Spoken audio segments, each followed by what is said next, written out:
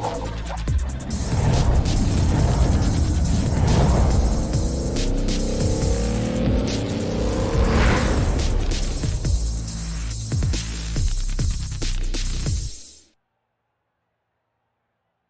evening, ladies and gentlemen, and welcome here as we continue on the 56th season of the Rolling Thunder Gaming Talladega Challenge Series here on the Flatout Racing Network. Tonight, it's race number 14, playoff race number 4, elimination race number 2. That's right, ladies and gentlemen. After the checkered flag waves here this evening, we will know the 4 drivers that will be battling in next week's season finale to bring home the Season 56 Talladega Challenge Championship. We already know 1 driver, 3 drivers left to make their way in. I'm Seth Cole, being joined as always by Michael Norman. And Michael, tonight it's the last opportunity for 7 drivers to get those final 3 spots. Tim Nosker's the only guy who comes into this race worry-free. He knows he's going to battle for the championship, but we've seen aggressive racing through this entire playoffs. We've seen pit road execution sometimes work out in their favor. Sometimes they overstep it a little bit.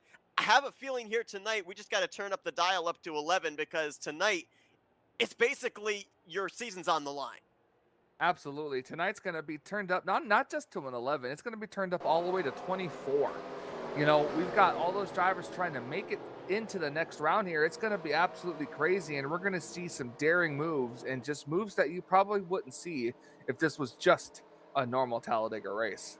Here's the way they're going to line up here tonight. It's another big field. I believe 35 drivers scheduled to take the green flag in this 66-lap race. Richard Martin will line up on the pole position alongside of Cy Jones, Dante, Ricky, Kelly, Causey in row 2, Doug, Katie, and Tom Dixon row 3. Your highest starting playoff contender will be Bernie Mobbs. He's on the inside of row 4 alongside of Jason Scheck.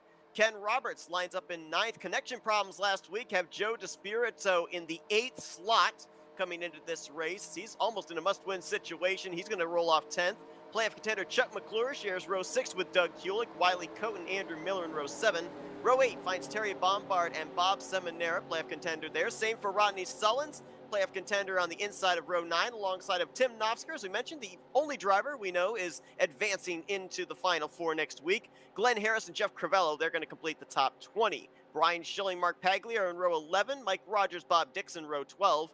Row 13 finds Bobby Farrell and Curlin Hurst. Row 14, John Godfrey and Jeremy Jeffries. Greg Palmer, Milt Surratt, they're in row 15. Dave Melson, Nathan Balser in row 16. And then bringing up the rest of the field will be Grant Wesley, playoff contender, way back deep in the field here tonight, alongside of Doug Maluski. Donnie Garrett will bring up the rear of the field in the 35th position. We'll get to point situations for the remaining 7 drivers in just a minute. But here we go, Michael. The next to last green flag here in season 56 about to wave.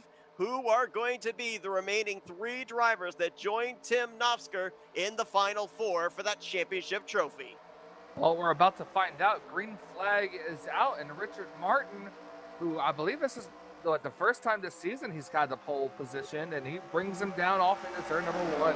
That would be correct, as he and Kelly Causey were the front row. Looks like Cy Jones might have dropped to the rear of the field here for this start of the race. And it's going to be Martin with a little close quarter racing with Dante Ricky off of turn 2, who jumps up to that middle groove. That's kind of been the MO of the pole sitter all season long, moving up to that middle lane, which always seems to get the momentum down the backstretch.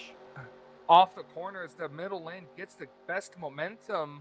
You know, I keep an eye on a lot of these trucks here. As you said, it's just instinct really that when you get off and clear going down off in the turns 1, just move your truck right up to the middle lane, because that's where the run's going to be, and with nowhere to go, you're going to get that bump to be pushed out further off into the lead. Lap 1 going to be led by pole sitter Richard Martin in that middle line, just in front of Kelly Causey. Dante Ricky working the inside line with the 31 of Bernie Mobbs. Now we know that Tim Knopfsker's already locked in. The cut line driver coming into this race is Chuck McClure in the 17. He's currently sitting 4th in the points standings. Grant Wesley is tied for the points lead with Tim Knopfsker. He is 4 points above the cut line. Brian Schilling, 3rd in overall points, 2 points ahead of the cut line. And then just below the cut line, Rodney Sullins, he's only 3 points back, and Bob Seminara is only 7 points back. But Bernie Mobbs coming into this race 21 points out, Joe DeSpirito 26 points out. You mentioned this last week, Michael. More than likely, those two drivers must-win situation to advance into the Final Four. Absolutely they are. With just that far back, it seems to be almost impossible. But Seth, look at who was just leading the very outside lane there, that 088. That'd be Tim Knopfsker. And yeah, we were talking with Tim last week with the fact that he's already locked into that championship battle next week. My goodness, Jason Scheck, high, wide, and handsome, leading that third line. I think they were going about 5 miles per hour faster than both the inside and middle lane, but that inside line got a tremendous run as well. Ken Roberts pushes Bernie Mobbs out clear to the lead. Lap led, that's a very crucial bonus point. Bernie Mobbs looks like he is going to get said bonus point. So, I've been theoretically doing this, now, we've been doing this whole season, and even still to right now, we are still amazed at just how great these trucks push and how well these drivers race. It truly amazes us every time, just the driving style and ability of these drivers. Constantly see them 3 wide, 7 rows deep. As a matter of fact, last week we saw them 4 wide for almost what was a full lap, I think it was, and they were able to keep it together. They are obviously, as we know, very good at what they do. And we've seen some pretty big wrecks here in the past couple of weeks, but let's be honest, we've maybe at the most seen 2, possibly 3 cautions max in maybe the last month and a half or so.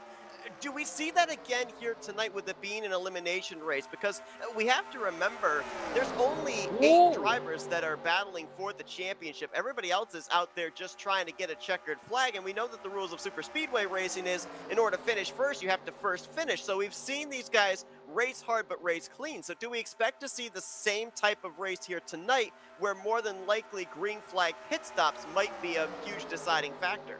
Well, I mean, we did just almost see Wiley Cote there get into the side of the 17, pushing up a little bit. Wiley up here now trying to push into second place. A good showing for him so far. And yeah, Seth, honestly, I feel like we're seeing the aggression ramp up with this being an elimination race. It's just, everybody out there to get as much points as they possibly can. And in terms of a wreck, in terms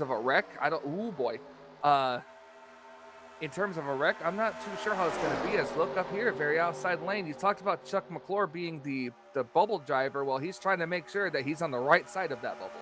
Well, let's not forget that when we were in an elimination race from what was the then 13 drivers whittled down to 8, who was the bubble line driver at that time? Grant Wesley. Who won that elimination race? Grant Wesley. So I wonder if maybe we'll double down in the bubble driver winning the elimination race here this season in the case of Chuck McClure. Speaking of Grant Wesley, he's at that 6th truck on that inside row. He's coming up here pretty good. Yeah, last time by it was scored in the 19th position. Remember, he rolled off from, I believe it was P33. So he has very quickly made his way up here to the front. I mean, that's another thing in the aspect of what these drivers are able to do in terms of super speedway racing. You look at some of these playoff contenders mired deep in the field and you think, well, they could be in trouble. They may adopt the strategy of just ride for a little bit, wait and see what happens in case the big one takes place. But no, we've seen Grant Wesley, we've seen Tim Knopfsker, Chuck McClure. They'll start deep in the field, and it only takes them about 5-6 laps, and they're up inside of the top 5. Look at Mark Pagley up here, the 2nd truck on the outside row, pushing the 17.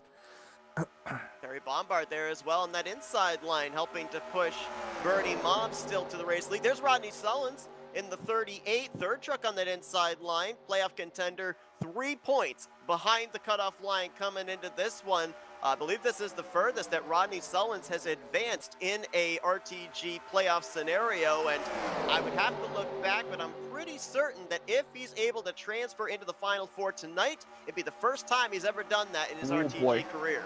God, every time these cars get close, Seth, I get flashbacks of that iRacing 80s car or Aero Coupe car race at Daytona where everyone was just sideways all the time. And it's always off a turn two as well, right? I mean, we've heard that drivers will say that running that inside line off the second corner, the truck really gets tight, wants to push up. And so you have to be aware of that. If you're in the middle line of the outside line, give that little bit of extra room. Otherwise, you're probably going to make door-to-door contact. And we've seen that trigger a couple of big wrecks this season. Yeah, no, this is the thing too, is all it takes is one mistake from somewhere up here on the front, and the entire field, which we have seen before, will get taken out.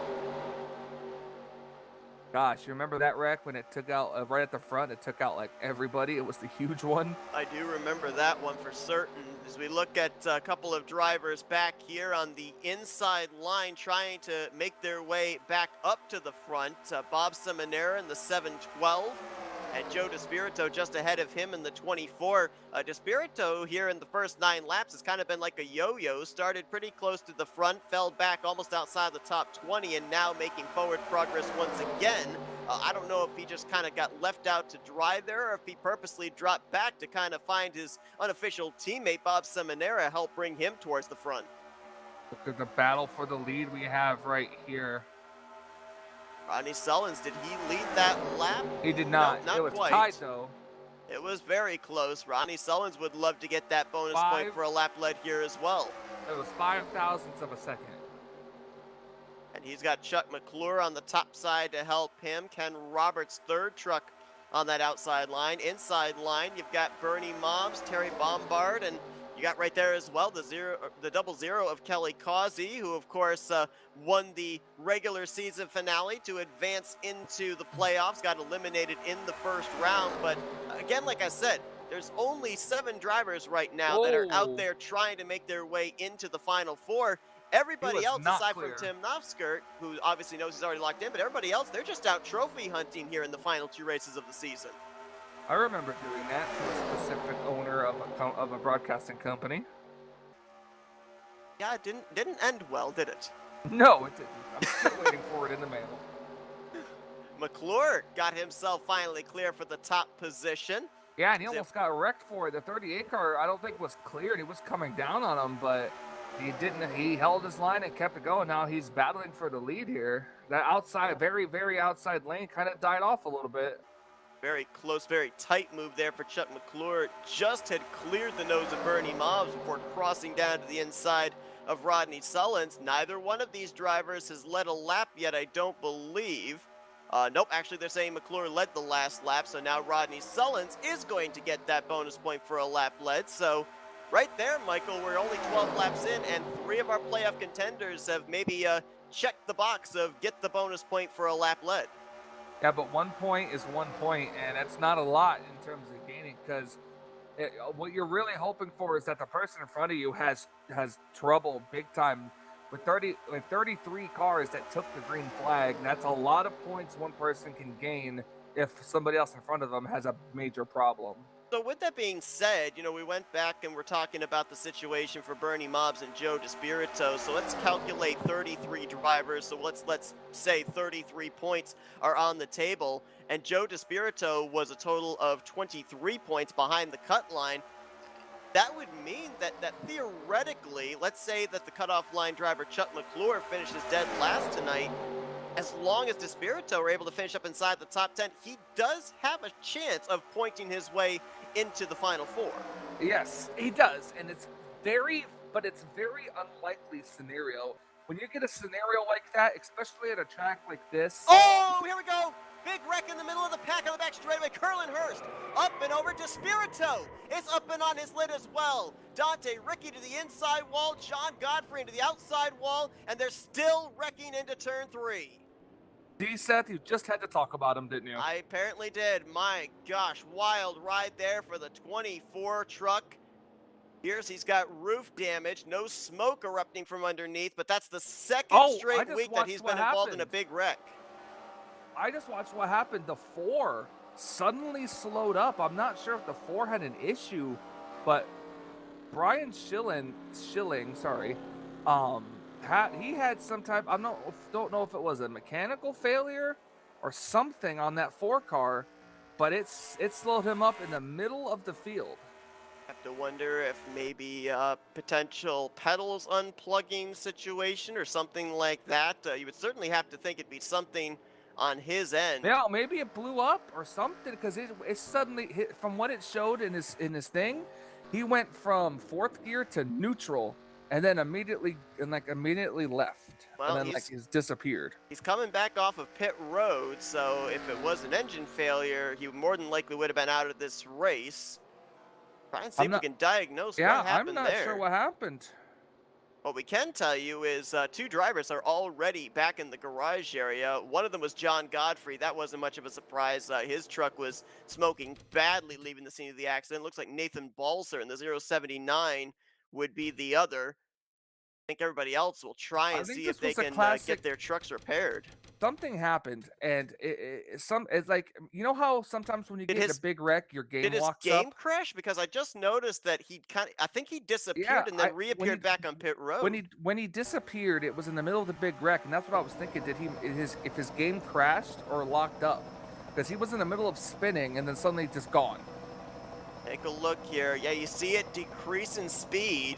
Like he shifted it to neutral or something, and it just, I'm not sure if he runs like wheel or anything or specifically, because Seth, you being a keyboard racer, sometimes you have specific buttons that are set to specific gears, right? Right. What if maybe he accidentally hit the neutral button?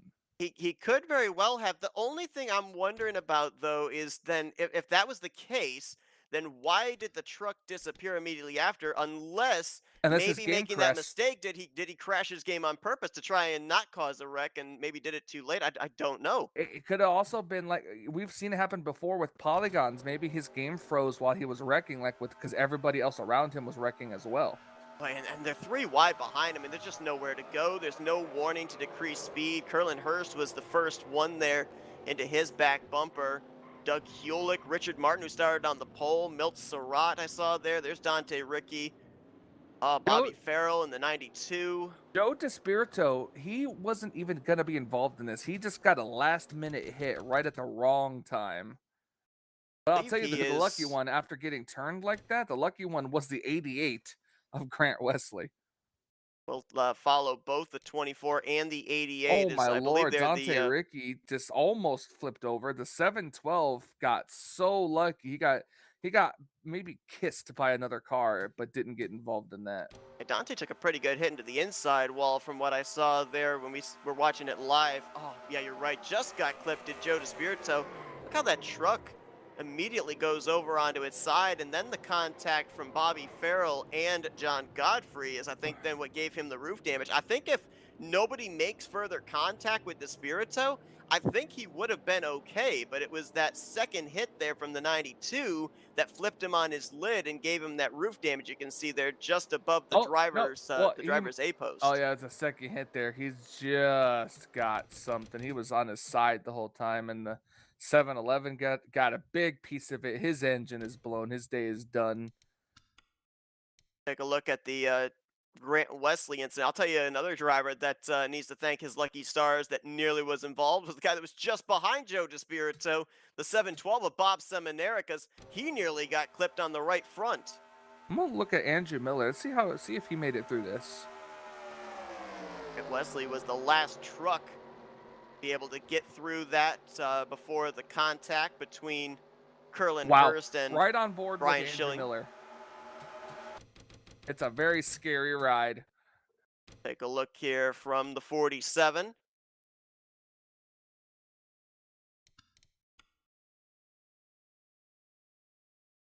Well, that's just going to make Joe DeSpirito's task a whole lot tougher, isn't it? I mean, he's going to, I would assume with that roof damage, lose a ton of aero speed, may not be able to stay up in the draft. He's just got to hope now that this race continues to be a race of attrition. And oh wow, yeah, Andrew Miller. Well, I'll tell you what, not very often that you're pinned up there on the outside wall and able to get through.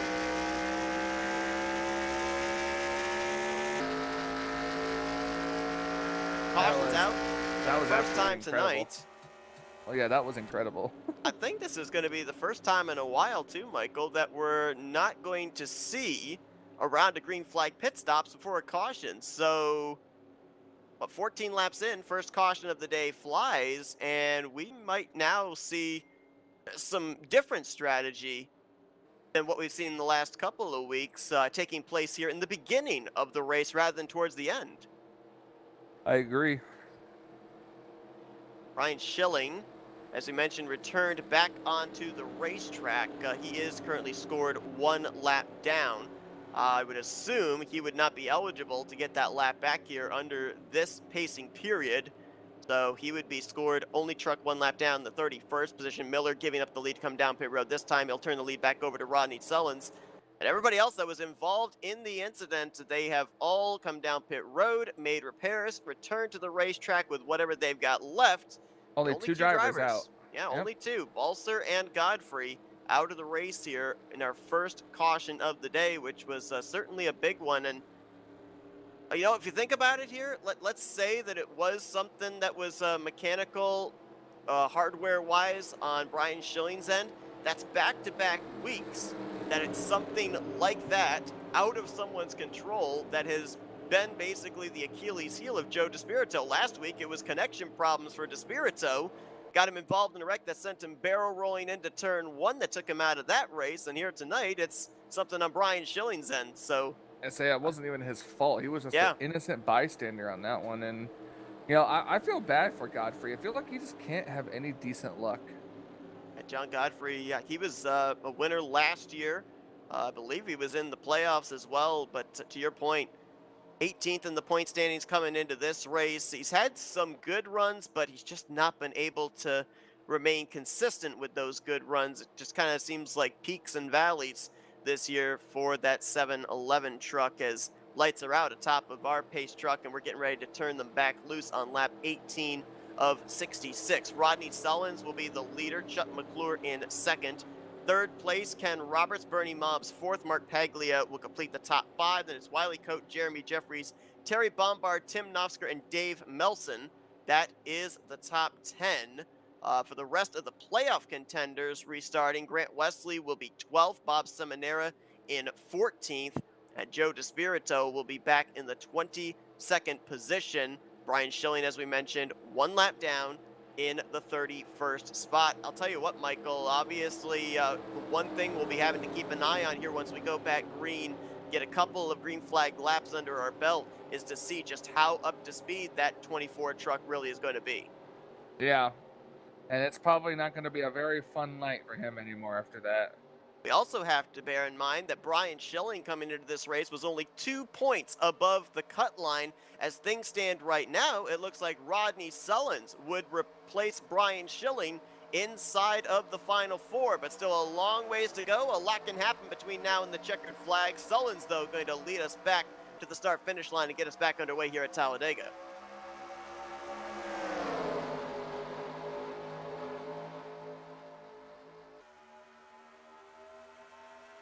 See if Rodney's going to jump up there to the middle line. Will he wait for Ken Roberts to maybe get clear as well?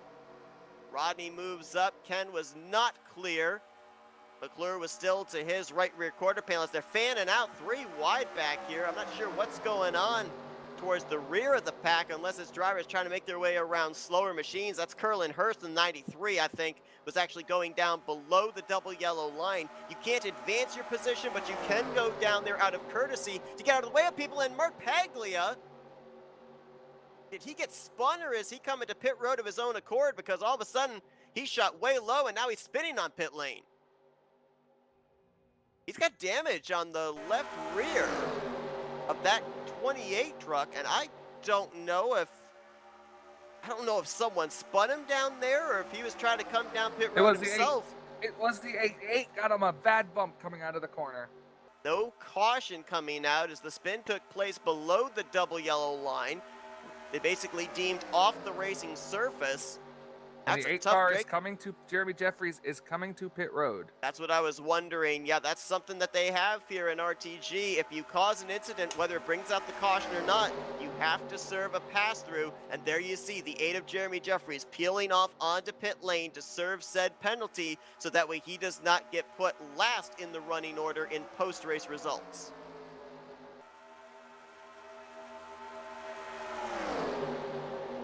I'm almost wondering with Tough Paglia break 'cause spinning even if he was able to get that truck down to pit road speed.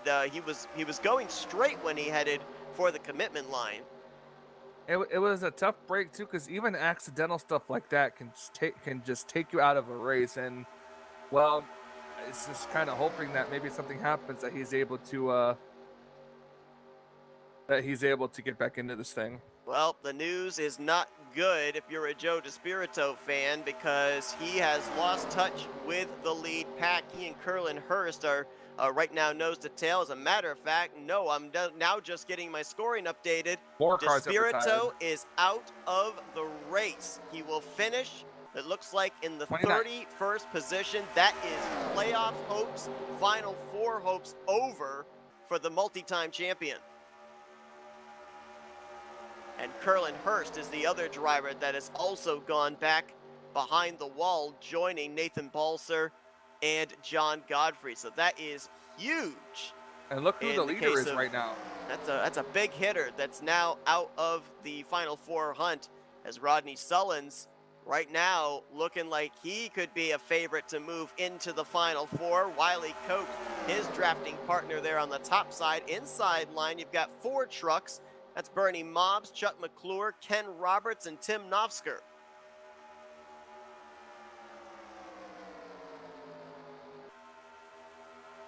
I'm trying to quickly do the math in my head, and it looks like, as things stand right now, our Final Four contenders are all right there in this shot.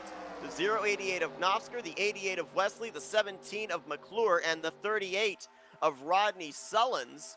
We're going to have to keep our eye out for the 712 of Bob Seminara because he was also very close to the cut line, 7 points behind the cut line. He ended up missing that big wreck on the back straightaway. There he is. He's the 6th truck on that outside line, so he could play spoiler for these 4 drivers that currently right now sit in the Final Four transfer positions.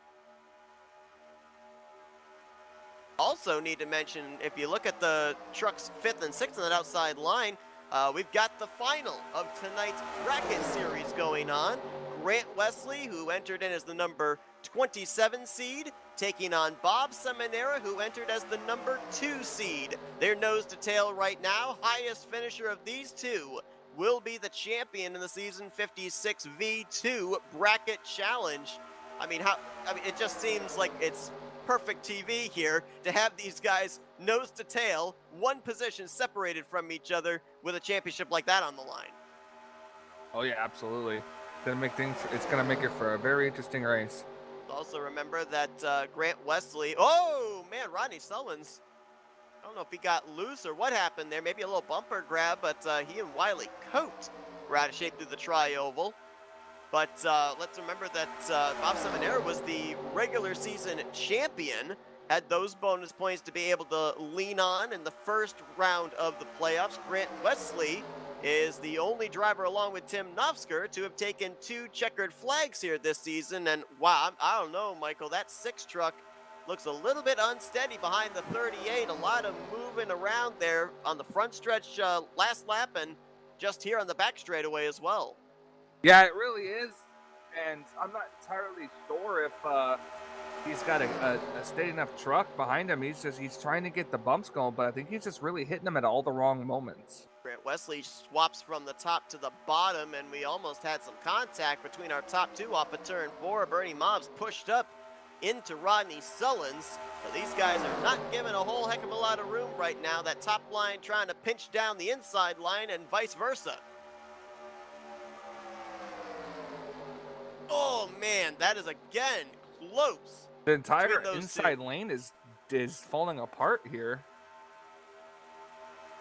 Gonna lose about a truck length there down the back straightaway as Bernie Mobbs to Rodney Sullins looks to draw back alongside through 3 and 4. They are gaining more numbers on that inside line though, Michael. Jeff Crivello's now gone down there, Richard Martin, Dante Ricky. So they are gaining numbers on that inside line, but it's basically equal right now, top to bottom. That's true. It really is. And I'm surprised to see Dante Ricky up here again. He was a car who was involved in that big wreck who almost flipped over.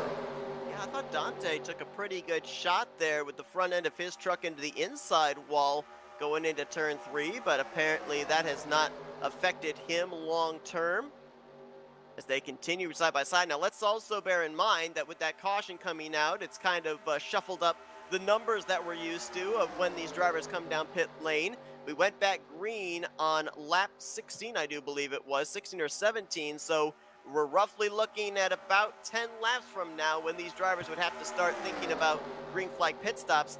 And we've seen, Michael, I remember back when we had the regular season finale, when we had the first elimination race, a lot of playoff contenders struggled with pit road, whether it was running into someone, getting run over, maybe getting a speeding penalty.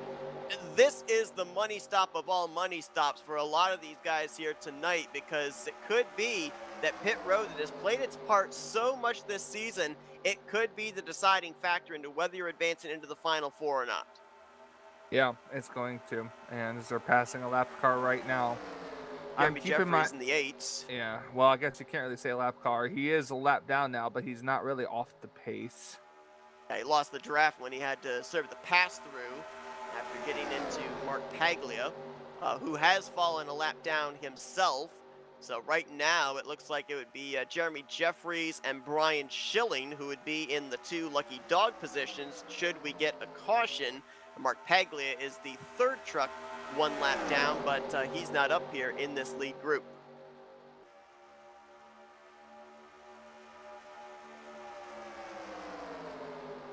Let's also remember how Rodney Sullins made his way into the playoffs, finished 2nd, and I believe it was the 4th race of the season to Chuck McClure. McClure got a post-race penalty, and so Rodney Sullins ended up getting credited with the win.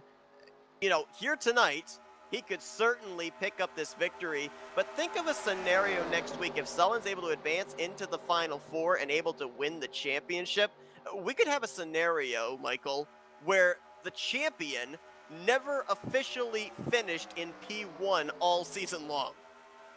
Yeah, and that's going to sorry, I just happened to saw something. But it's possible. We've seen in real life Matt Crafton do the same thing in this style of point system. So, you know, it's very much possible. And considering the fact that we ended up having that streak of 10 winners in 10 different regular season races as well, and to have a driver maybe win the championship that didn't officially cross the start-finish line in P1 to pick up the checkered flag, I mean, that would be that might actually be a first in RTG Tally Challenge history. Saw a driver diving onto pit road there. Looked like they might have been coming down just to clear the way for the race leaders. That was Mark Paglia in the 28 coming down pit road. Andrew Miller, like that 47 is drastically off the pace. I don't know if he just lost the draft or what the scenario is for him. Tom Dixon back here as well. Same can be said for Cy Jones in the 7. So those 3 on the tail end of the lead lap, but obviously not producing nearly as much speed as this lead group, which now the front is kind of broken apart. Top 4 have gotten themselves single filed out. Bob Seminara was the 5th truck, and he just swapped from top to bottom, trying to tow Bernie Mobbs and Chuck McClure back up to the front.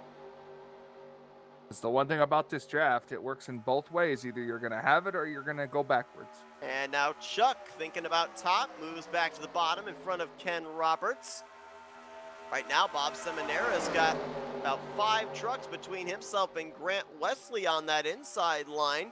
So Bob is currently sitting in the championship spot for the bracket series. And let's not forget, too, that Bob Seminara had to wait, 2-3 weeks, I think, before he was able to find out who it was he was going to be taking on, the winner from the losers bracket, because he had ended up winning about a month ago the winners bracket.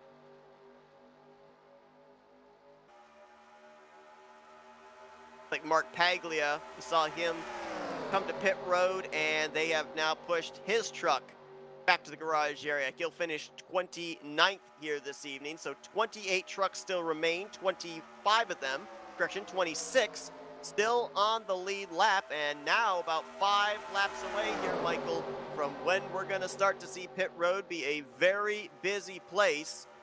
Probably get an indication of when these drivers are going to come to pit road when that outside line kind of dissipates and drivers try to slot their way into the bottom lane. Oh yeah, and we should see it here soon. I'm curious too. We're coming up on halfway. That should give us what? One more pit stop between now? Well, counting the one that's about to come up, should give us what? One more pit stop to the end, right? Yep, definitely should. I'm And that's going to thinking come here. probably with about between 10 and 5 laps to go, I would think, if we stayed green. I'd say 10, 11 laps to go. I think you're right. I think when these guys come to pit road, we'll be I know I'm looking right. somewhere about 30 laps remaining. So yeah, we'd be in the vicinity of probably 9 to 11 laps remaining if these drivers are able to make that other pit stop under green flag conditions. Way to keep a straight face when I said I know I'm right. That's a broadcaster right there, guys. Rodney Sullins and Bob Seminara, I'm starting to see, it's like maybe some radios are lighting up. I don't know if there's some indicators coming to pit road here or not. We'll check for you. So far, only Tom Dixon. Looks of Wiley Coat with some side to side there. That's a little scary if you're running up at the front. Certainly going to make Terry Bombard in the 10 a little nervous of getting up there and trying to push that Castrol Dodge. I was wondering what number that was. That scheme on that car is a little weird. Happy Toys. On the 10 of Terry Bombard? Yeah. Yeah, I mean, why would you want sad like toys? I hate you. Would you want depressed toys? I don't think those would sell. Well, I guess that depends on who you're marketing them to. That's true, but no, give me a Happy Toy. You want a Happy Meal? Not to be confused with Happy Meals. No, we don't. No, that's no, but that's what they call toys in Happy Meal. They're happy little toys. They're happy toys. Happy little toys. Just like Bob Ross. That's would what you like Bob fries Ross with that? No, I want the Happy Toy. Oh, Oh, here we go. Come down pit road. Rodney Sullins, Ken Roberts, Bobby Farrell, Milt Surratt. It's like Richard Martin, Mike Rogers, and I believe that's Doug Cady all coming down pit road. No correction, that's actually Greg Palmer, the 22. 7 trucks coming down pit road this time. And of course, the 38, one of the first on pit lane because he has led the entirety of this run, so he's been using up the most fuel. Yeah, even I know who that was coming down pit road. Gosh. This is just a little bit earlier than when I expected these drivers were going to come to pit lane, but bear in mind what you said about us having roughly a 10-11 lap buffer between the final pit stop and the end of the race. That means that these guys could come down pit road now and then maybe pit with, 13, 14 laps to go near the end of this race. Oh boy, here we go. Oh man, Wiley Coat wanted to come down pit road. I think he's going to overshoot it. Oh, absolutely, as there was no way he was going to make it down safely, as they were almost 3 wide on that lane heading for pit road entry. Still spinning through the grass. Looks like nobody's going to hit him, as we had at least a good dozen, maybe 15 drivers max come down pit road that time, and a lot of them were playoff contenders. They were. And the only problem now with Wiley Coat is I believe that's going to be an unsafe pit entry violation, so he's going to be sitting for 30 seconds. Absolutely, definitely be a 30-second penalty for the 6 truck. As Dante Ricky, I believe, oh no, they're saying it's the 10 of Terry Bombard who inherited the race lead. Dante's coming down pit road this time, along with Brian Schilling, Jeremy Jeffries, Jason Scheck, and there's the 10. You know, Terry Bombard. I'm still really interested in knowing what happened to the 4 car for that big wreck. Yeah, me too. I'm not certain what exactly happened there. I feel like we should pull him up at some point, whether he finishes top 3 or not, and ask him what happened. We'll see if maybe we get a caution period, if we can maybe get a word with him. Because, yeah, definitely an odd thing. Usually, if a person's game crashes, they disappear right away. If I've never seen somebody have their game freeze or crash and stay on the racetrack for a few seconds before disappearing. So, yeah, definitely an anomaly here, and we'll try to get to the bottom of it before we go off the air here tonight. You're looking maybe at who the race lead will cycle around to, the 712 of Bob Seminara, who up to this point has not led a lap here tonight. We've had 3 different playoff contenders get the lap lead bonus point. Seminara would like to be the 4th. Oh my gosh, where do you go here on the back straightaway? You had Schilling on the bottom, Tom Dixon up top. Had to shoot the gap there. We just got to keep on your toes. Oh, look at this. And Novsker with a big run, help from Chuck McClure. They're going to challenge Bob Seminary and Grant Wesley here through turns 3 and 4 and down into the tri-oval. That's 4 playoff contenders right there, folks. Novsker's the only one that we know is officially advancing. These other 3 are trying to make their way in either through winning or through points. Seminara does get the bonus point for a lap led. Rodney Sullins up to this point has led the most laps with 18. Bernie Mobbs has led 7. 2 laps led apiece for Wiley Coate and Richard Martin. And so far, 1 lap led for Bob Seminara, Ken Roberts, Dante Rickey, Terry Bombard, Jason Scheck, and Andrew Miller. So that is 50% of your playoff contenders that have at least led a lap here tonight. More than halfway through this race. If you're just joining us here tonight for the second and final elimination race of the 56th season of the Rolling Thunder Gaming Talladega Challenge Series, we know Tim Knopsker is already locked in, and we know that Joe DeSpirito is locked out as he is in the garage area after being involved in a wreck back on lap 14. He'll finish out tonight's race in the 31st position. So there's 3 spots still available, and there are 6 drivers vying for those final 3 positions. And one of them is in the lead right now. One's in the lead in Seminara. Wesley right now in 2nd. Rodney Sullins is in 4th. Where'd the 17 go? 10th. Oh, he's only back to 10th. My goodness, he was up here just moments ago, and I didn't know where he went. He and Tim Knopsker both dropped back to the 9th and 10th positions. So McClure right now in that 10th spot.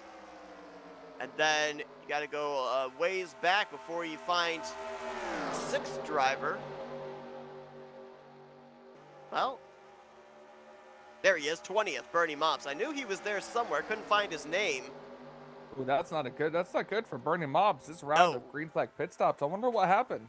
Well, let's also remember that Bernie was one of the drivers we kind of dubbed a pretty much must-win driver, and it's looking very much like he may not be advancing into the Final Four. He, of course, was one of the drivers that locked himself into the round of 8 with a victory back in round 1 of the playoffs, went into that first elimination race worry-free. Unfortunately, was not able to have the same luxury here in round 2, so unless something happens here, Michael, it's certainly looking like now it's going to be Seminara versus Wesley versus Sullins versus McClure for those final 3 positions. Let's see how it plays out here. Man.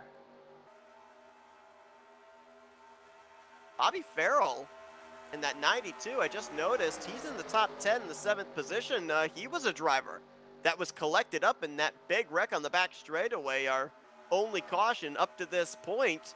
Nice comeback there for the Air Force Ford F-Series.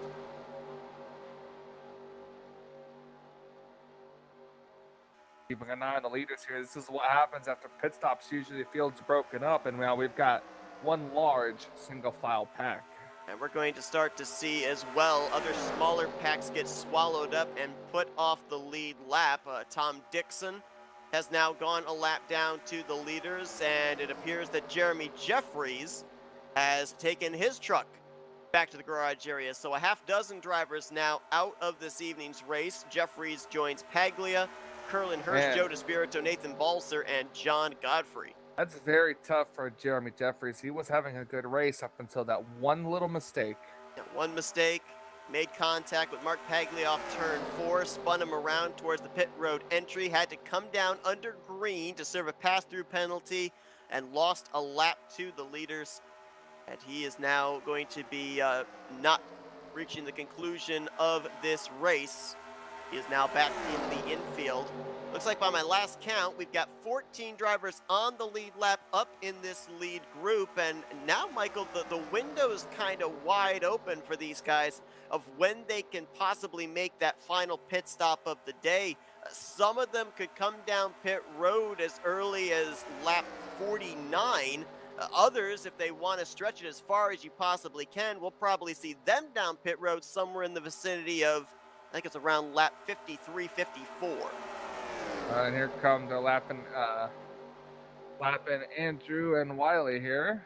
Wiley Coat had that 30-second penalty on the last round of green flag pit stops. Completely missed the commitment line, went into the infield grass. So now Miller and Coat would be in the free pass positions should we get a caution. I was mentioning earlier when they were running, what was it, around like 11th or 12th, nose to tail, Bob Seminara, Grant Wesley in that battle of best finisher winning the bracket challenge championship. Well, they're still nose to tail, but now it's P1 and P2. Right. And they got the 38 trucks lined up nose to tail. How about Dave Melson working his way up here into the top 5 in that Wonder Bread Chevrolet? Dave looking for his first win on the season, and so far in the 3 playoff races we've had a playoff contender go to victory lane. There's no saying that it's going to be a perfect 4 for 4. A non-playoff driver could certainly snipe away a checkered flag here and leave it up to points of who's advancing to the Final 4 and who isn't. Yeah, that's very true. They can. This whole pack here. We'll see if the 6 and the 47 can merge with this pack. Maybe just stay there and ride around till the next caution if we get one. It looks like they picked up, was that, I believe, Tom Dixon in the 45. So if that's the case, that's a 3-way battle for the 2 free pass positions. Yeah, the 6, the 47, and the 45 now, trying to be the first 2 trucks 1 lap down should we get a caution. And we've seen, if more so in this last month than any, these long green flag runs, we got these packs of cars, and we think it's probably going to stay like this till the end of the race. And then from out of nowhere, some kind of strange scenario brings out a late race yellow. Do we see that again here tonight? These guys that are running that second group 10 seconds back. Oh, there we go. Oh, wow, that's, yeah, I think Grant thought better of it, tucked back in line. He had 2 left sides below the yellow line there. I'm pretty certain if he had advanced his position, that probably would have been called as an illegal move. But now he's going to go to the top. There's no double yellow line up there, so that's all legal. Well, there is. You just can't see it. It's underneath the wall. It's underneath the safer Yep. barrier. If you go to the wall, you've gone too far. And that top line is now going to send Seminara to the back. Look at that. Nobody. If we weren't to get a copyright strike, I think we'd have to play the Mr. Lonely song right now for the 712, who's going to find a place in line in front of Richard Martin. So he goes from the lead now back to 7th. You know, I think that move was made for 2 reasons if you're Grant Wesley. Number 1, as we mentioned, he's battling with Bob Seminara for the Bracket Challenge Championship, but also, if you can move the 712 back towards the rear of this field and maybe get him eliminated from advancing to the Final 4, that's another multi-time RTG Tally Challenge Series champion that you've eliminated from competing against next week in the finale. Absolutely. Well, we wondered what Tim Nofsker was going to do here tonight, if he was going to kind of experiment with some strategies, experiment with moves, experiment with alliances, since he knew he was already locked in, and he's done a really good job of running up front all night long, currently in that 9th position, and I'm certain would like to carry the momentum of back-to-back victories into the season finale next week. But there's a lot of tough trucks up ahead of him there, as Dave Melson slotted into 2nd, Ken Roberts right there in 4th, Greg Palmer 5th, Bobby Farrell in 6th. Right now, the odds are in favor of a different driver going to victory lane, but we've seen how tough Grant Wesley is too when he gets out in front of not allowing anybody by him. When we ended up seeing Grant take the checkered flag back 2 weeks ago in the first elimination race in round 1 of the playoffs, he led, what was it, some 40 odd laps of those 66, and so a dominating performance for him, and now he's out in front here again with less than 20 to go. Couple of our playoff driver on the risk of getting lapped down now. I believe that's the 31 up in the next group to get lapped. And if you're Bernie Mobbs and you do get lapped more than likely that's your playoff hopes done, because you're not only going to get freight trained by these lead trucks, but you're also going to have 3 other lap machines in Wiley Coate, Andrew Miller, Tom Dixon, and I believe actually now also Brian Schilling, that are going to go by you with momentum. It's going to be very difficult to latch onto them and keep yourself up in the top 2 drivers that are trapped 1 lap down. So it may look like now we'll be down to only 4 drivers battling for those final 3 positions, and those 4 drivers at this current point in time are all running up inside of the top 10. And Bernie Mobbs is coming to pit road in the 31 truck. Could be strategy. Could be strategy, but well, let's see, 16 to go, so yeah, the fuel window is open. But he's coming down all by himself, though. He came down all by himself, so that's not really going to help him. Coming down by yourself, and you're having 5-6 lap trucks go by you, so yeah, that's not a good situation. Wow, Tom Dixon very slow on the back straightaway there. Jason Scheck had to shoot up the middle, as did Cy Jones, while trying to also give room to the race leaders. Starting to notice these guys are migrating a little lower, Michael. They are running that middle groove, but they were running right in the center of that middle groove, right between those white hash marks a few laps ago. They've now got their left sides right down there on those hash marks, so they're slowly migrating down the racetrack, which says to me, I think these guys are getting pretty close to making that potentially final pit stop of the day. Very possible, but it could also be where the grip's at too, so one or the other, I feel like.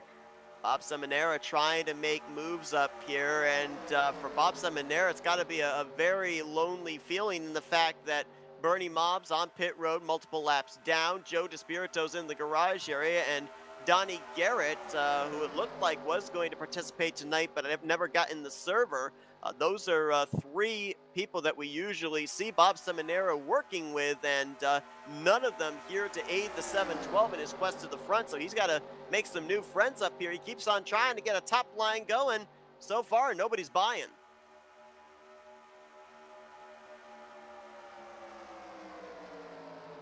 Whoa! Richard Martin, big shove there from Tim Knopfsker, got him out of shape at the start-finish line. Nice save there by the STP Chevrolet, but that could have very easily been our second caution of the day and thrown all pit strategy out the window.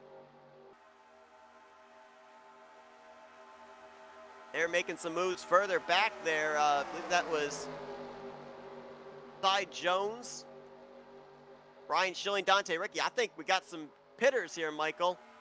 I think a lot of guys are moving up there because there's some drivers that are indicating they're coming to pit lane this time, and here they are. 6, 7, 8, 9, maybe 10 drivers. Oh, Knopfsker got the inside wall a little bit, and then into Rodney Sullins. Sullins with a little door bang push to Tim Knopfsker as well. None of them spun. That could have very nearly taken Rodney Sullins out of the hunt for this final 4. Very McClure in as well. Here comes some more. I think the only playoff contenders that stayed out that lap was actually only one of them, and that was Bob Seminara. Everybody else was on pit road of the playoff drivers. And this is the money stop too. You cannot speed, you've got to execute perfectly. Here's Seminara coming in. Dante Ricky follows him, Wiley Coate, Jeff Crivello, Brian Schilling, Cy Jones.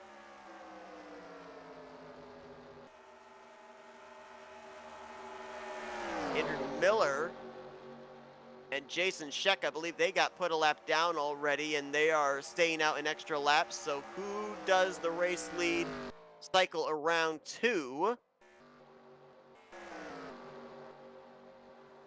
Like maybe Richard Martin in the 43. I think that's exactly who it's going to be.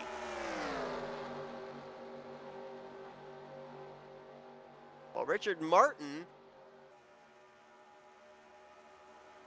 he ended up making it into the playoffs this season when he won the second race on the schedule. got eliminated in the first round of the playoffs, but now looks like he is going to cycle around to the top position, getting pushed by Grant Wesley, Dave Melson, and Rodney Sells. Oh, we got a spinner on the back straightaway. Greg Palmer, I believe that was Palmer, tagged, I think it was the 56 of Jeff Crivello, and he's into the inside wall hard. No caution, though, as that again was below the double yellow line. Crivello creeping on the apron there. And I think his day may be done. There you see no caution lights on around the racetrack. No caution lights on the pace truck. Tough break there for Jeff Crivello. Oh, and I'm being told the 55, Ken Roberts. He's got a black flag penalty, more than likely speeding on pit road.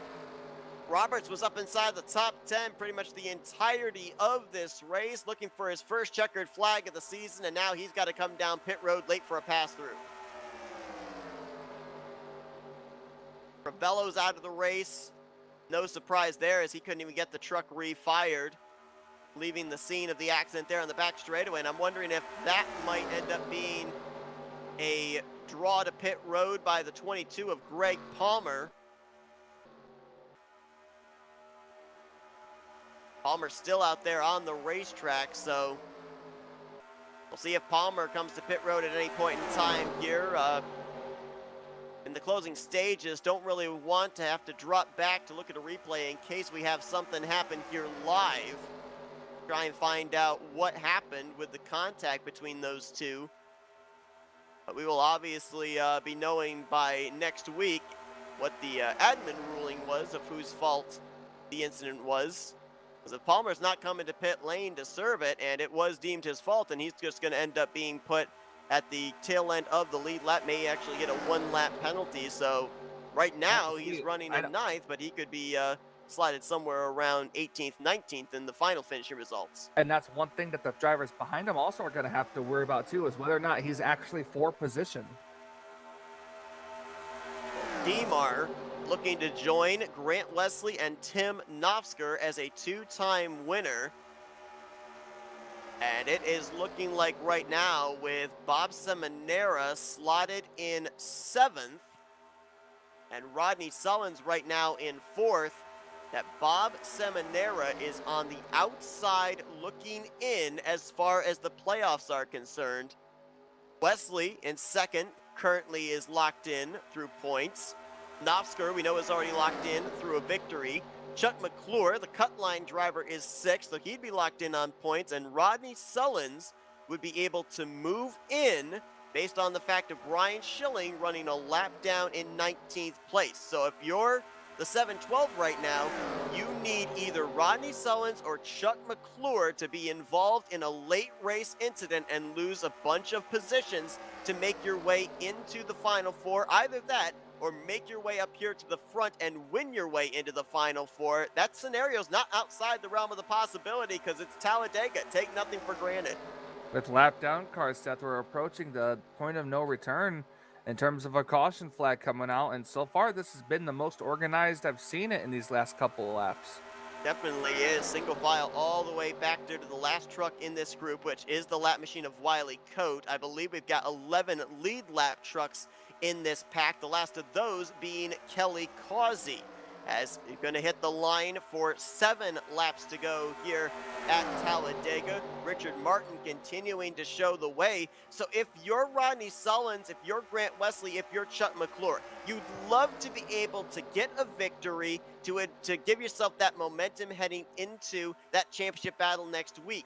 But if you know the scenario right now that you are good to point your way in, are you willing to just ride and give this win to the 43? Because we've ended up seeing how bonus points have transferred from the regular season into round 1 and from round 1 into round 2. But when we get to the final round, Michael, no bonus points carry over. It's a clean slate, everybody with the same amount of points. So it really doesn't matter if you win because you don't carry anything extra over the rest of your opponents into the championship battle. Nope, and that's what makes that championship battle so special, that it's nothing special. Whoever just finishes the highest. Look at this. Bob Seminara has jumped to the top. He has found a drafting partner. It's the Mug Root Beer Toyota of Dante Ricky, but he's going to need more friends up there to help him advance further to the front. As things stand right now, with all of your remaining playoff contenders up here inside of this lead group, it is theoretically a must-win situation for the guy who has led the point standings all season long. Yeah, and that's a tough break being in that situation. But I bet you, Seth, I had a personal experience. If it was a Bargs root beer machine, they'd be going faster.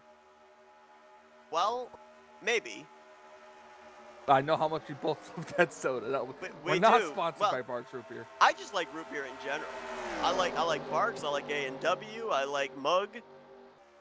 I like, I can't remember. There's some generic root beer I had tonight. I can't remember what it's called, and it was actually really good. I just like root beer. You have an STP car coming up on another STP car. Yeah, I don't drink STP, though.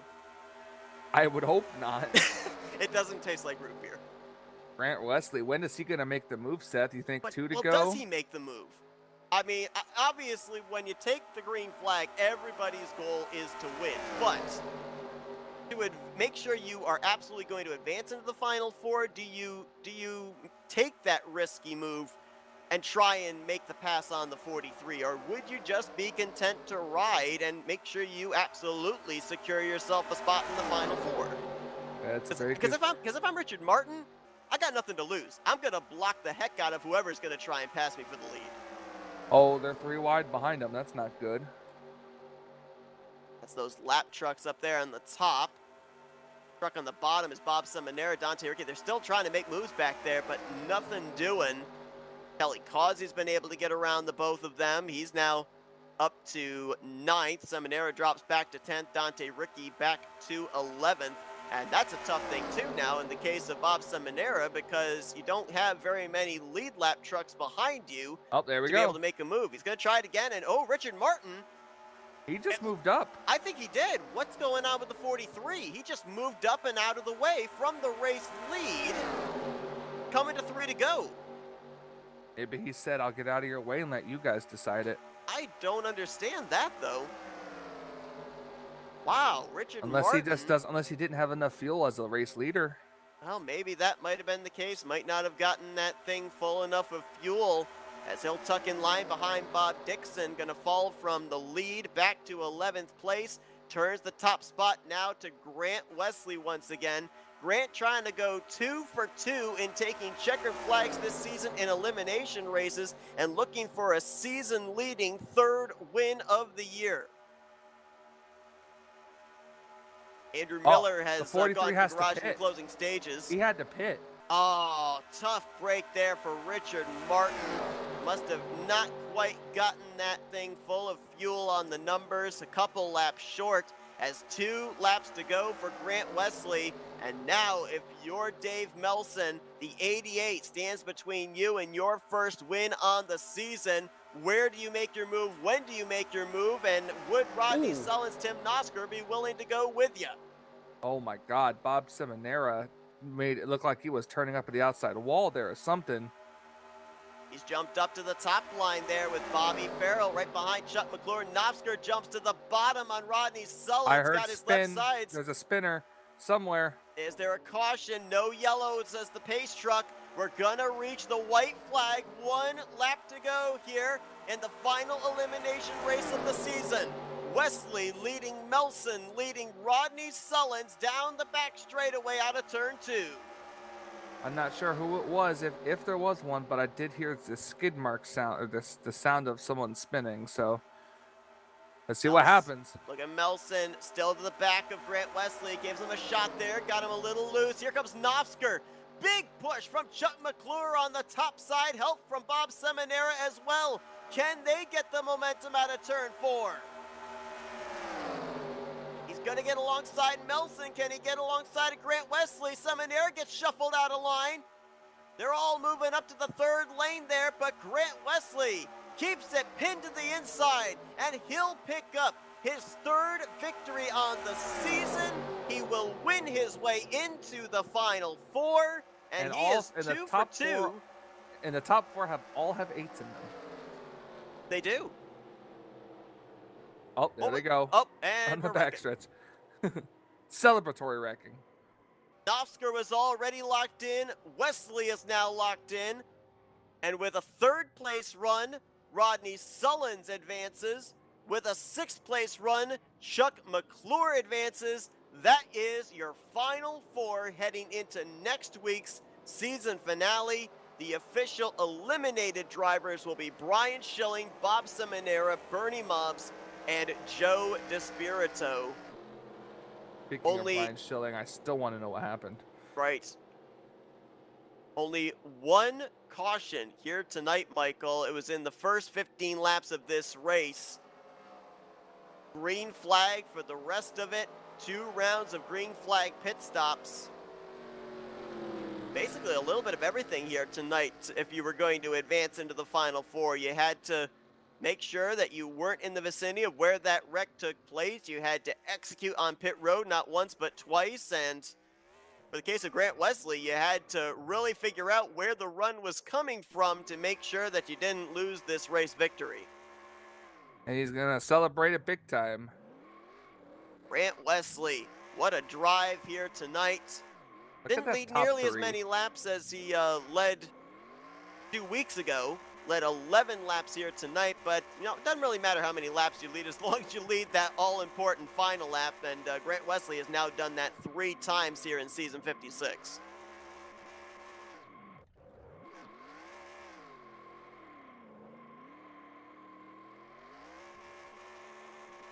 Man, look at him burning it down. Well, Knopfsker won last week. Grant Wesley wins this week. Rodney Sullins and Chuck McClure finishing out round 2 with top 10 performances.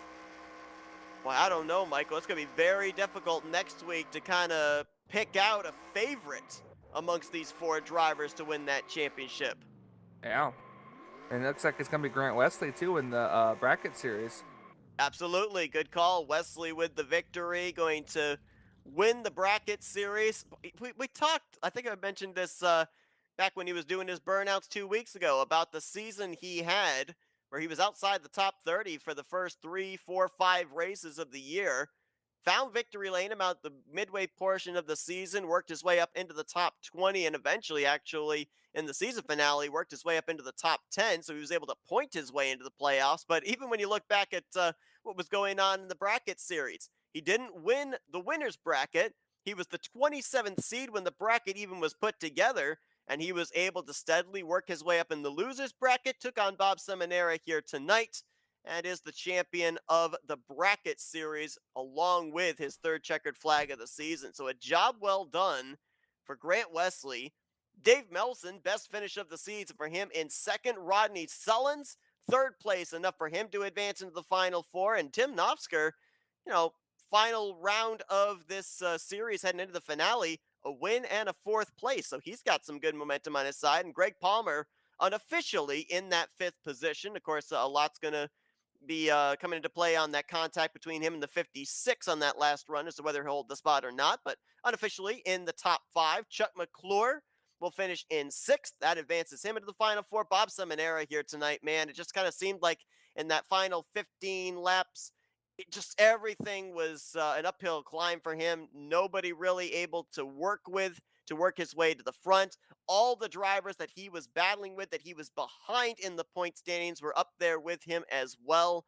So he had a lot of work that he had to do and just came up short, but a 7th place performance for him. Dante Ricky in 8th. Bobby Farrell, great run there in 9th. I think that was maybe he and Dante Ricky, the comeback of the race, as they were both collected up in that lap 14 big one.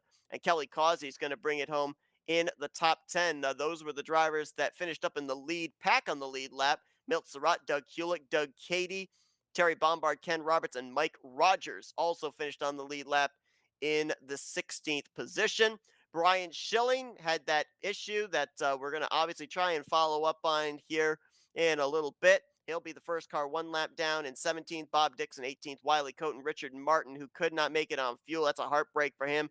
Complete the top 20. Bernie Mobbs, lap down as he finished 21st. He will be eliminated. Tom Dixon, Jason Scheck, Glenn Harris, and Cy Jones were the 25 drivers that finished out this evening's festivities, still running, albeit off the lead lap. And then these were the drivers that finished back in the garage area: Miller, Crivello, Jeremy Jeffries, Paglia, Hurst, Joe DeSpirito, the big one, back to back. Poor performances eliminate him from the playoffs, advancing to the Final Four. And Nathan Balzer, John Godfrey were the two drivers out after that big wreck, the only caution of the day here in tonight's final elimination race. Let's see if we can go down trackside, though, and talk with some of our podium finishers. And let's kick things off with the guy that brings it home, P3. He advances into the round of four with that performance, and he is Mr. Rodney Sullins. I thought it. Hey, Rodney, it's Michael and Seth up here in the FRN booth. You got a copy? Yes, sir, guys. How are you tonight? Well, man, I'll tell you what. You had to have a good run this evening to get yourself above the cut line. 3 points behind that cut line coming into tonight. You get it done with a podium finish, third place, some great momentum going into the season finale next week. But I mean, talk about the range of emotions going through your mind through the entirety of this race, because obviously you're trying to keep yourself in your lane in the middle of 3 wide situations. You have to execute 2 green flag pit stops. And all the whole time you're having to worry about points as well. So how mentally taxing is that on a driver in this type of scenario? Seth, I'm exhausted mentally, physically. This was crazy. I knew I had to have a good finish because you're talking about some of the best in the business here. But I just wanted to stay low, middle lane. I don't think I went to the high line not one time tonight. I just wanted to stay low to try to keep my truck safe, make some moves, make some things work out. Had some guys help me throughout the night. I know Wiley pushed me for a long time. I kept wondering if he was going to dive under me at any moment, but he just kept pushing. So I got a lot of help from Wiley, and I thank him for that. And I think Bumby was behind him. So, but just a lot of guys, the BSR guys helped me tonight. My teammates. Glad to see Grant win. Just, I'm just crazy. It's crazy, Seth. Now, obviously, it was getting really close there. You had yourself, you had McClure, Seminara, obviously Grant, all up there at the front. You guys were in close proximity points-wise around that cut line coming into this race. How much did that play into what type of moves you made at the end? Were you still gunning for that victory, or were you kind of comfortable in where you were, just try and finish up there inside the top 5 to point your way into the Final Four? I felt like, well, I think something happened to Schilling early in the race. I don't know if he fell out or was it an incident or something, but something happened to Schilling. And that helped quite a bit. My goal then was to try to stay within a position or two of Chuck. And I didn't want Bob to win because if Bob wins, then he was going to leapfrog, and that would have probably knocked me out. So I had my eye on Bob Seminara, phenomenal driver. But I had my eye on him and, of course, Chuck. And, just hoping everything fell my way, and as of right now it looks like it may have. Talk about it being mentally and physically taxing here tonight. I mean, what's your expectations for next week? Because we've seen a lot of different scenarios here in the Tally Challenge season finale. We've seen scenarios where the driver that wins the championship is the driver that wins the race. I remember back, I think it was in season 51 or 52, where the top 4 finishers, those 4 drivers, ended up finishing, I think it was 5th, 6th, 7th, and 8th, all nose to tail across the start finish line. I mean, how difficult is it going to be, do you think, to try and pick out where those other 3 battling for the championship are and make sure that you're that guy that's ahead of them to get that trophy next week? Well, you got Grant, Tim Knopsker, and Chuck, and then me. Actually, I'm in third right now, but those 4 guys, those 3 guys are phenomenal. They win here quite often. I lucked into a win this year that when Chuck got disqualified, but I made a point to race my way in because I wanted to still do it myself. But man, those 3 guys, I'm just beating them is going to be tough. I'm probably the rookie of the 4 of the 3. Of the 4 of us. I'm sorry. So I've got my work cut out for me, and that's okay. I'm still learning these guys, and I'm having a blast. I'm happy to be here. I'm happy to have that opportunity next week. And if I can pull it off, I don't know how the interview will go. You may not be able to understand a word I say. Well, you started this race from 17th, made your way up to the front, led the most laps here tonight, 18 laps in total. How important do you think that experience of being out in front and kind of seeing the moves made behind you is going to help you heading into next week? Oh, absolutely. I tried to lead a lap last week, but I didn't, and I wanted to make sure and at least get a lap led tonight to get that point. And then next thing I know, like I say, with Wiley and the other guys, it worked out to where I got that additional point, which wound up not coming into play, but it did obviously help me. So yeah, I'd like to be in that same position next week and be looking back at everybody and being able to choose what happens from my standpoint. But that's what I'm going to try to do. I'm going to try to duplicate tonight, except be a little bit more aggressive at the end because it's almost checkers or records next week.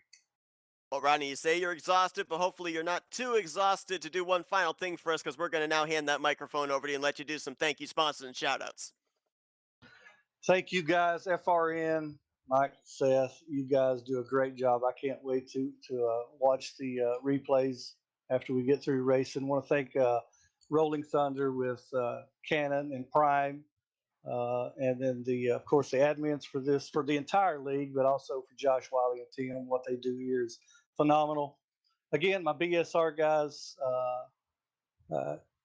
Just those guys are just I couldn't do it without them. It takes help to do this, and those guys are there. Black Rifle Coffee, Red Hots. Appreciate it. Thank you. See you next week.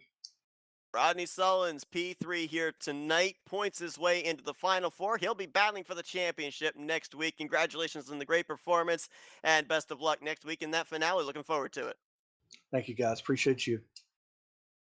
We're going to dial up our second place finisher, Dave Melson, in just a moment, but did a little bit of follow up on the incident with Brian Schilling. Apparently had a pop up, game minimized, and that is what led to that big wreck on the back straightaway on lap 14. So, kind of as we suspected, a bit of a hardware system issue, and certainly played a huge part into the outcome of who advanced into the Final Four and who did not. But a driver that was not battling to make his way into the championship picture. He was just looking for his first checkered flag of the season and was oh so close as the guy we're going to talk with right now, tonight's runner up finisher, Dave Melson. Dave, it's Michael and Seth up here in the FRN booth. You got a copy?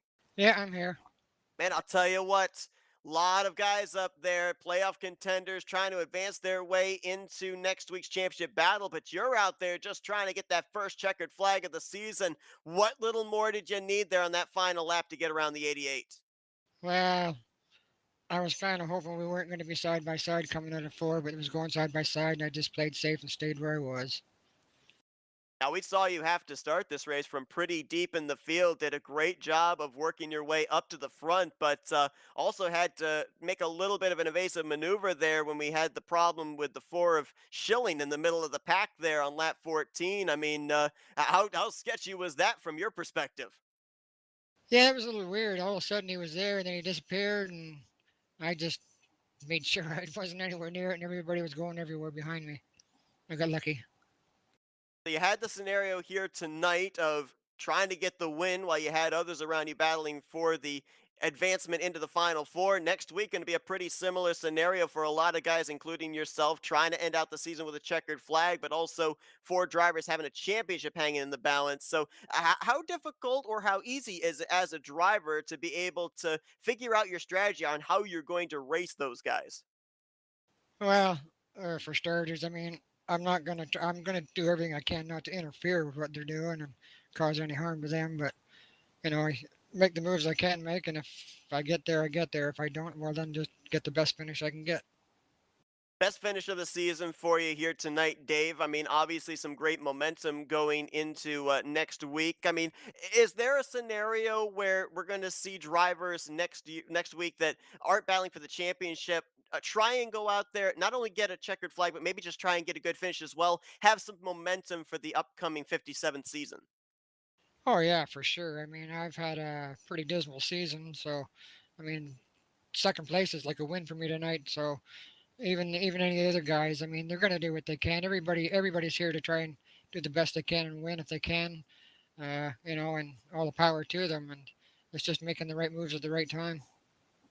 Well, Dave, a great performance for you here tonight. Congratulations on the second place performance. And now we'll hand the mic over to you and let you thank some sponsors and do some shout outs. All right, thanks. Yeah, thank you guys, because if it wasn't for you guys, we wouldn't be out here showing off to everybody that wants to see it and showing what we can do and what we can make of it. But yeah, I mean, teammates for sure. We all work together. We were there together at the end.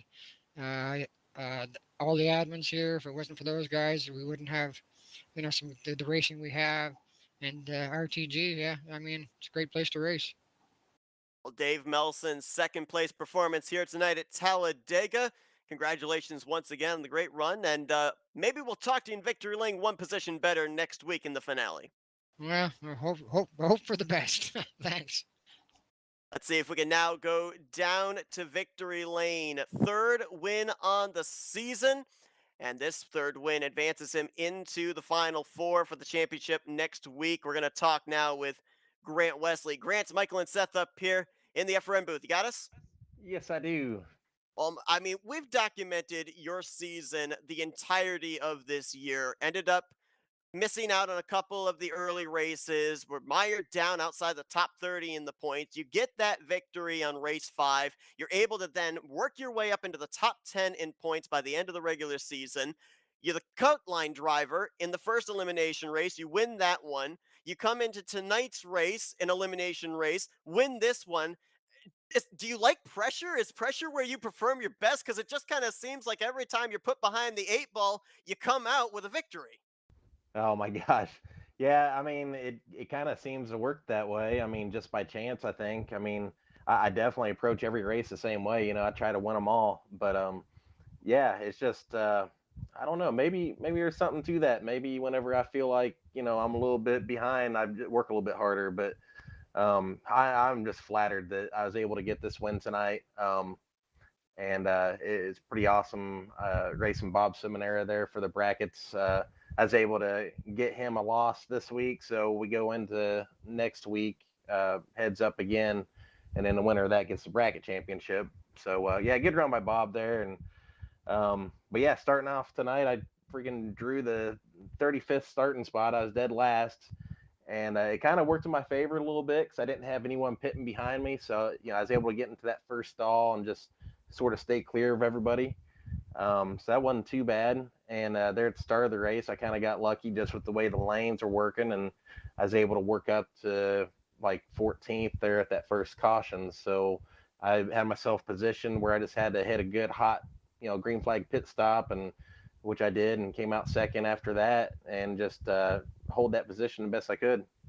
Yeah, for those that like statistics at home, 2 of the 3 victories Grant has gotten this season, he has started outside of the top 30 here tonight. And then when he ended up winning his first race, he started 36. So obviously he's very good from working his way to the back to the front. But Grant, here tonight, you now know the other 3 drivers that you'll be battling for the championship. I mean, he had an opportunity here to kind of size up the competition. All of you finished up towards the front. You with the win, Sullins in 3rd, and Oscar 4th, McClure in 6th. So it's looking like this is going to be a pretty close battle going into the finale. What's the confidence level, though, since you're going to be the last one that's picked up a checkered flag going into that race?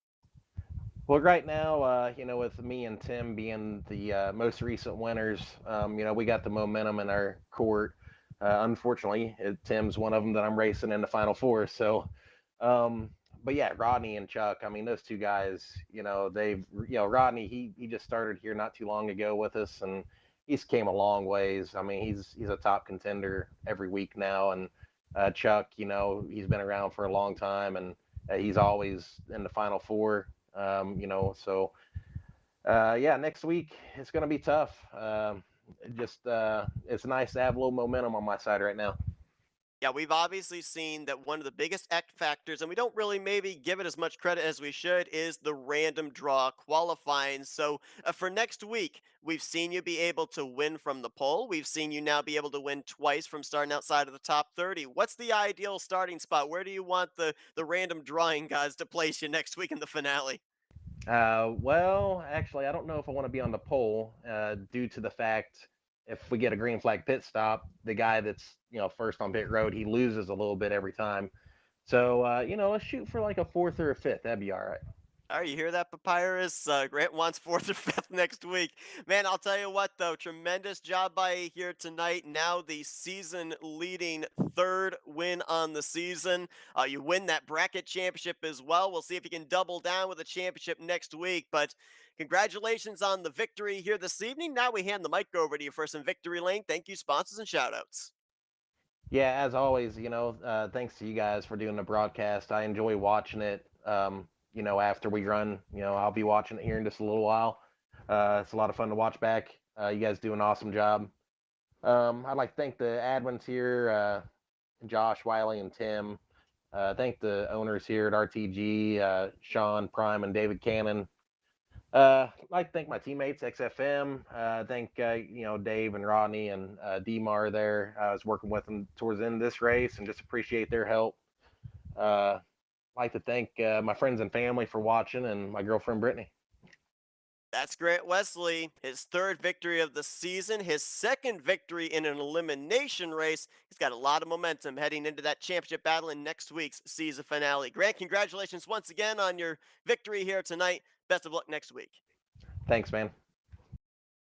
The final four locked in. Grant Wesley, Tim Knopfsker, Chuck McClure, Rodney Sullins will battle it out for the championship in the finale next week. And Michael, I'm expecting that this is going to be a really, really close battle. And I was looking, these drivers have had their ups and downs here this season. It's Talladega. It's very unlikely that you're going to have top five run after top five run consistently week after week after week. Super speedway racing just doesn't work like that. But we saw that all four of our championship competitors finished out this evening up inside of the top six. I went back and looked at their statistics. The average finish for these drivers are as follows in order. Chuck McClure, an average finish of 9.2. Grant Wesley, average finish of 9.6. Tim Knopfsker, an average finish of 11.8, and Rodney Sullins, average finish of 11th. So basically, we're looking at these guys having an average finish of around 9th to 11th position. This just continues to kind of add to my theory that we are going to see this maybe come down to a singular point for the championship next week. Yeah, I mean, I'm not sure. You said that do the bonus points still come into effect for next week? They do not.